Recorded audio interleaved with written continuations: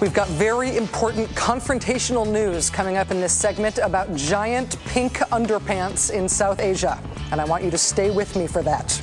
But first, we start with a little news from Afghanistan and life during wartime. On the Afghanistan-Pakistan border, one of the most contentious issues continues to be our country's use of drone aircraft to shoot missiles at targets on the Pakistani side of the border. Pakistanis have vigorously protested the attacks by the drones, and the Pakistani government has protested right alongside with them. The Pakistani Prime Minister and President have repeatedly publicly demanded that the U.S. stop these drone strikes, calling them counterproductive and intolerable. Now, the suspicion, east and west, has been that despite the public protests from the Pakistani government, they've sort of tacitly approved of these strikes in order to maintain relations with Washington. Publicly, they protest, in other words, but maybe privately they're giving the green light.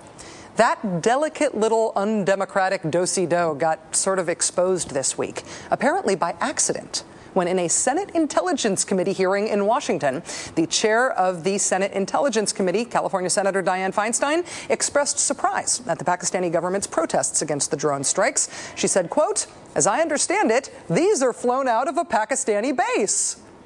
They what? Ixnay on the Pakistani pay, Aces Bay, Octay, Senator Einstein Fay. If we are flying those drones out of a Pakistani base, we had never admitted to it publicly before. And it is certainly nothing that the Pakistani government had ever admitted to. Senator Feinstein's office is energetically rejecting the idea that the senator's statement was a slip-up. They're saying that the senator was just referring to a Washington Post story that made that same allegation last March. Whether or not the senator was just discussing public news reports or spilling some big, horrible, politically toxic beans here, there is, of course, the fact that maybe we ought to know the truth about who we're bombing and with whose help. I mean, yay, operational security and everything, but yay, our government leveling with us about what our military is doing in our name, too. Right? And finally, while we are in this very exciting part of the world, a final strange and wonderful activist confrontation story from India that's actually sort of a little bit about Valentine's Day. It starts with bad news here, but I promise, stick with me, it gets better.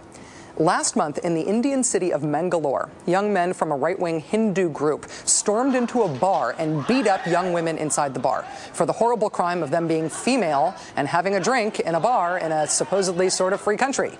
About 30 of the men were arrested. The attack was filmed. The footage has been broadcast on national television in India, often with commentary portraying the right-wing attackers as a sort of Indian Taliban.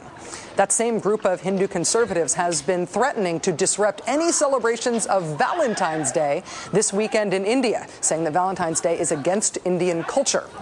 Now, in response, Facebook to the rescue. A group of Indian women formed a Facebook group earlier this month to fight back against the religious conservatives by mocking them with panties. You know, given the choice of weapons of war, put me on the side of panty warfare any day.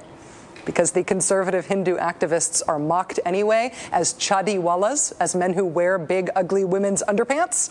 The online activists have called on people everywhere to send, literally to mail, big, ugly, cheap, pink chadis, pink women's underpants to these religious conservatives on the occasion of Valentine's Day.